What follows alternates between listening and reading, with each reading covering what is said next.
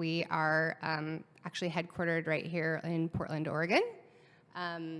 We were founded, this slide looks kind of weird. We were founded in 2000 by 3 families and a bunch of friends who felt like there was a really big opportunity to connect eaters with where their food comes from. That was before you could go into any market in the US and find both conventional and organic products side by side. And so what New Seasons kind of brought innovation-wise was an opportunity for people to kind of move along the spectrum of learning about their food, understanding where it comes from. So we had both conventional products and a really wide assortment of both organic and hyper-local products. So that was actually a big innovation at the time, recognizing that's not the case now, that's very common out there in the world. But one of the reasons for that is because, we see part of our mission is helping teach people about their food and why it matters, where it comes from, and moving them along that trajectory. So we were also the world's first B Corp certified grocery store. And so that's a huge honor for us. That's something that we continue to work on every 3 years. We're actually in the midst of recertification right now. For those of you who aren't familiar, B Corps are a global movement of businesses who are working to use their business as a force for good. And B Lab is a certifying organization that ensures that sort of those businesses are actually doing what they say they're going to do.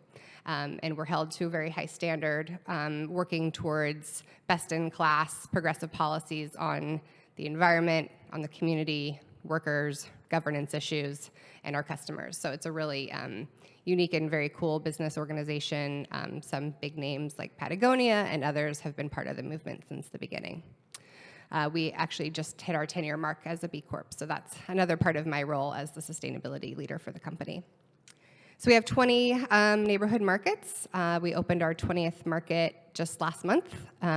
Each of them is intended to sort of have a look and feel that is consistent with the neighbors, really inclusive, and we work very hard to bring a lot of local products to our stores as well. So as a progressive organization and as an organization that's been a B Corp for a long time, we had been tracking our Scope 1 and 2 emissions using various platforms for a number of years, pretty much straight utility data that we would look at every year and work through at various energy efficiency projects to help become more efficient and reduce our emissions. But in 2020, we underwent our first ever greenhouse gas inventory for our entire company, including our Scope 3 emissions. And today, I'm just going to talk through what that process was like for us, what some of our biggest findings were, with the hope that we can help highlight some opportunities for other grocers out there in the world. So excited to share some of that process with you.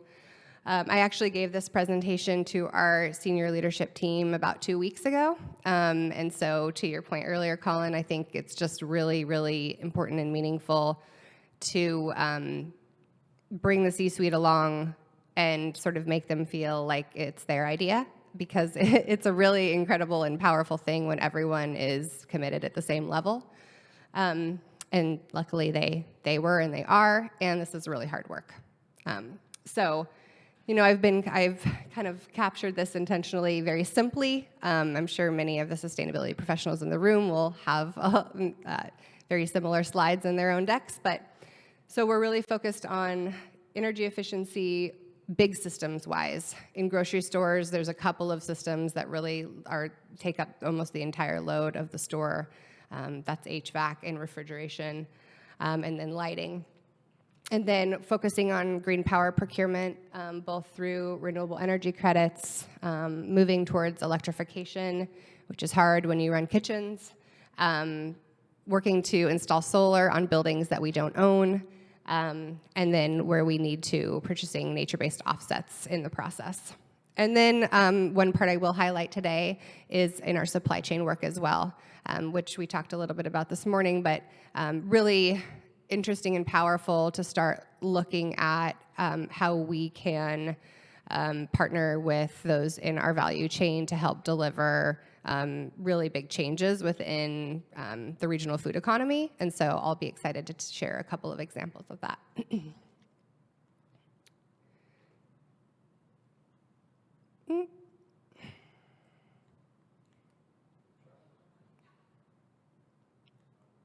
Okay. So to start with, of course, we had to start with our baseline. We used a 2019 baseline and looked at, as I mentioned, both our direct and our indirect and shared emissions. I think the big two ahas here were the area where we have the most opportunity in our operations was in our refrigerants. So refrigerants are a very, very big part of where grocers are creating emissions in store. And then in our supply chain. Our supply chain emissions are about 8 times higher than that of our entire operational emissions, and so we knew that we needed to start really coming up with a strategy that would help move those numbers in the right direction. The electricity, the blue line, I'm sorry, the font is very small here, but are quite high.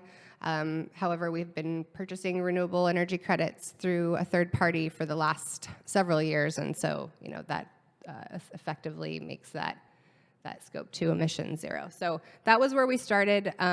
We are a small team. I am the only person in the company with sustainability in my title. However, obviously we have integration in all of our departments. But so once we had a good sense of the actual inventory, we sort of split our work into 2 groups.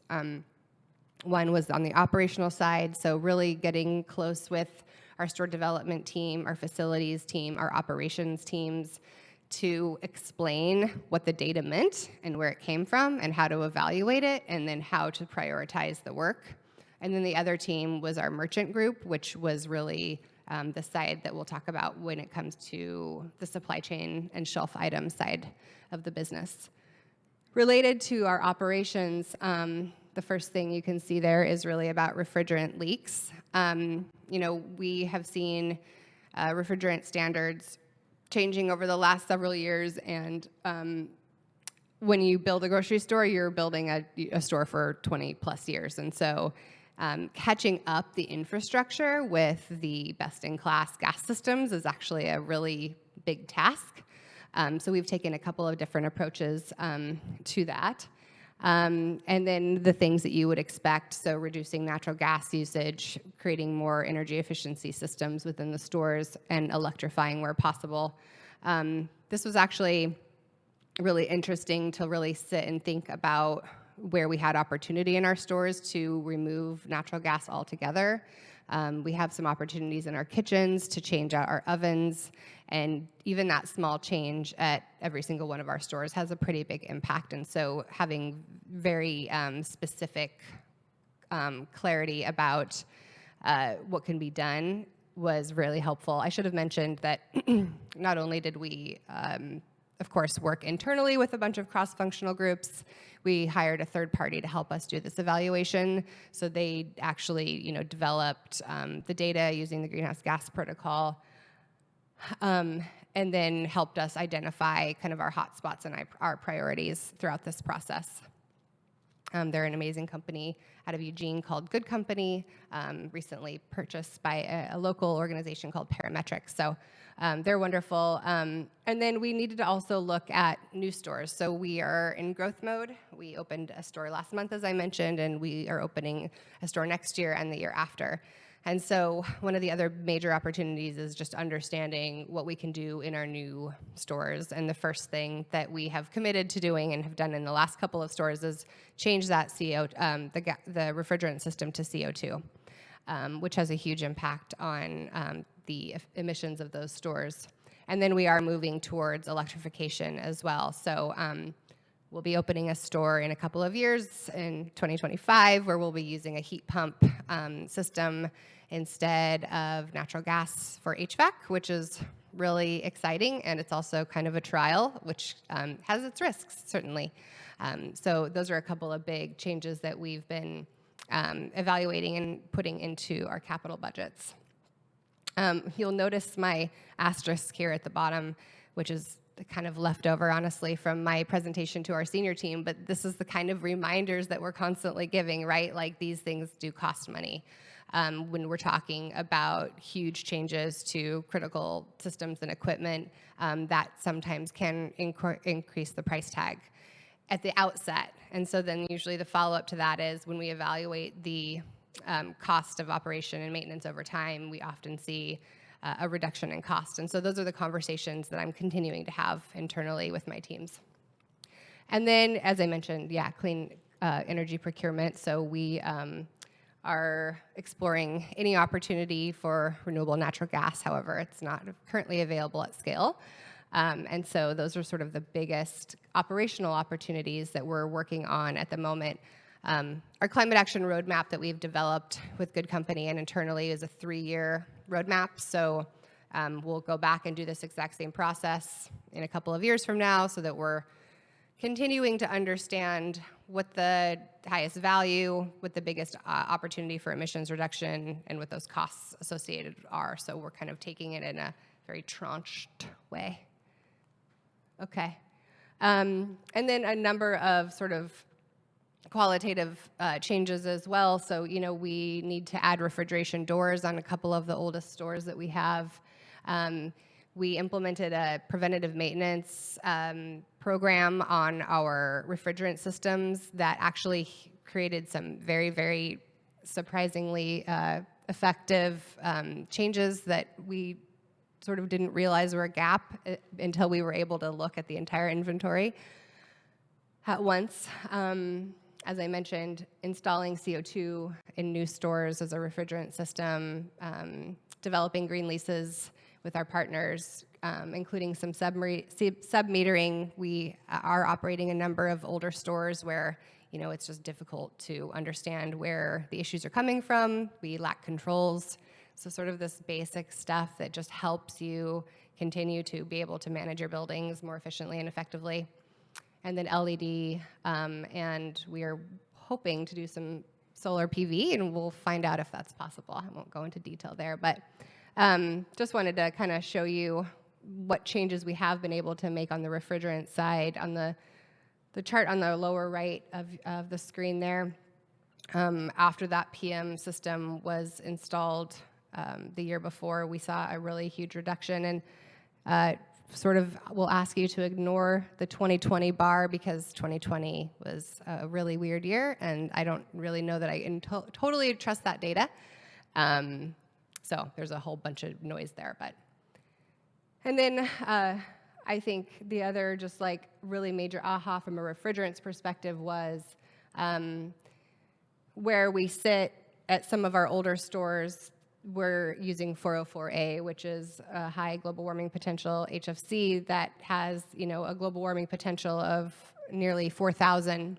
As we're doing retrofits to 3 stores per year, which is a huge capital commitment that we've made, we're going from R404 to R448A, which you can see has a far lower global warming potential rating.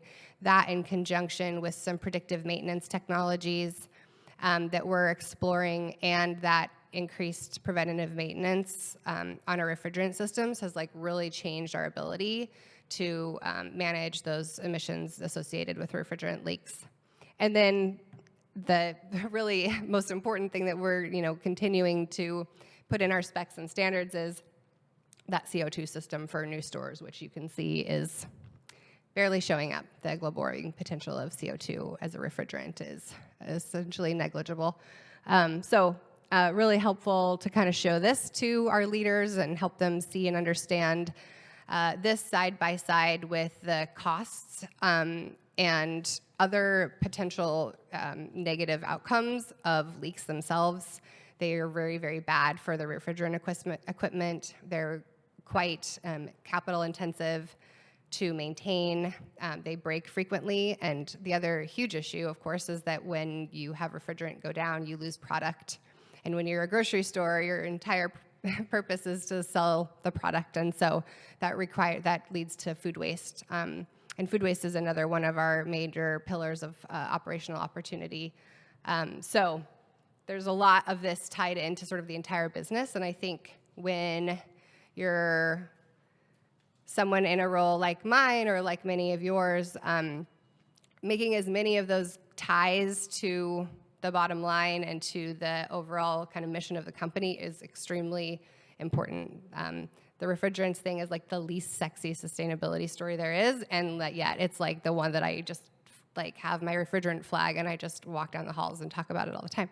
So that's really important part of our business right now and a huge part of our focus. So, this is just kind of a larger look at the progress that we were able to make. And I mentioned this briefly a moment ago, but there is some like really amazing technology coming out that does use AI and predictive analysis to help see leaks before they start. And so I think that that type of technology is going to be a game changer, especially for organizations like ours, who, we cannot shut down 18 stores and convert all the systems automatically to CO2. It's not a possibility. So we're, kind of having to take a multi-prong approach through retrofitting with the preferred gas, the preventative maintenance, and then, hopefully very soon incorporating these technologies to help us kind of close that last gap. So just a couple of quick slides on the specifics related to the other systems. We are looking at, we're doing, as I mentioned, 2 minutes? Really? Wow. Oh my gosh, I'm really talking way too slow. I'm not going to go through this in detail because I have a lot more slides. Sorry, I thought I had 30 minutes. So we are working on a number of HVAC improvements, including retrofits, efficiency, and as I mentioned, moving over to electric equipment. And on the electric side, I've already mentioned a couple of these projects that we're working on, but you can kind of see the pie as a whole. And then just as what are the potential of this roadmap, I think it was helpful for our staff and our leaders to be able to see, like, if we do these things in the next 3 years, how much progress can we make? We are, working on an SBTI aligned target, and a good company helped us just sort of evaluate if we stacked up all of those priorities, how much progress could we make? And so this just outlines that. And then here in Oregon, just thought this was really helpful. I think kind of for the gas versus electric conversation, I like to put this slide up in front of our leaders because while it is expensive on the early end to convert to electric, over time we know gas rates will be increasing at levels hundreds of percentage points higher than the electric side. And so really trying to have that longer term view as we're making these decisions and commitments and investments. And then I think this is so interesting. I wish I had a little more time to talk with you about it, but our shelf items were the other kind of major area of opportunity and focus for us. And when we evaluated our products, we found out that our sort of hotspots, or our highest emission areas, were meat, milk, and produce, a couple items in produce. But what's so interesting in the food space and agricultural world is that the areas where you have the most emissions are also often the areas where you have the most potential for drawdown and sequestration. And that's what's really exciting to me. And so we've been focusing in our supply chain, getting a baseline of those hotspot areas, kind of the top 70% of sales in those areas, to help determine what producers are making really strong advances, who have set their own SBTI-aligned goals, and who are sort of needing to have a little bit of a nudge. And we've been focusing on really asking questions about their agricultural practices. We know that a very strong majority of the emissions that happen in the food space do happen on farm, and so where we see organic practices and regenerative agriculture practices, we're really trying to help boost those activities through partnerships, through hotspotting, or through highlighting those vendors on our shelves and telling our customers about why it's really important that they're paying attention to how they spend their money on food, because eating is an agricultural act. We know that what you eat matters a lot to the planet. So we're working on various policies to kind of help move that conversation forward in our procurement process. And then also we're making some investments. I mentioned regenerative agriculture, so for anyone who's unfamiliar, this is a partner of ours out in Wallowa County, Oregon, who have been incorporating regenerative practices on their cattle lands for the last several years, and what we know about regenerative agriculture is that it has many, many positive outcomes, including being able to help the land retain water, draw down carbon, create more biodiversity, and also produce more nutritious food. And so we're really, really focused on helping our producers integrate as much regenerative practices and organic practices as they can. We also know that our customers really want this. Our customers, especially our younger customers in the millennial category, are extremely interested in where their food comes from and want to spend their money with mission-aligned businesses. So as a B Corp in Portland, Oregon, we're highly focused on helping to deliver on that promise. Just a couple of kind of key practices I'm going to wrap up right now. If you don't know about regenerative agriculture, I would just highly recommend that you learn more about it. It really requires that there's no tilling, that you're incorporating animals, that you're not using pesticides, and there are some incredible outcomes as it relates to the ecology of our systems. So we're really just proud to be kind of helping move that industry along. We've actually made a few financial commitments and investments with our local producers as well as part of our Scope 3 supply chain, one of which will actually deliver insetting credits in 2026. So we're really proud of that work and innovation. Quick note about our climate goals. We have set some goals, and they're based on that climate action roadmap. This was really scary. We're going to see how we do. These investments, as I mentioned, are very, very key. And focused, as I mentioned, really on those refrigerant emissions in the short term. Everyone is required to be involved here in our company. All the yellow departments are cross-functional groups who are related to some piece of this work. We're working with our DEI islands to make sure that we're not leaving people out and that we're having an inclusive conversation. And again, we are doing this over and over and over again. I'm so sorry that I was a little bit slow on the uptake, but thank you so much for your time, and I'm excited to hear the rest of the presentations.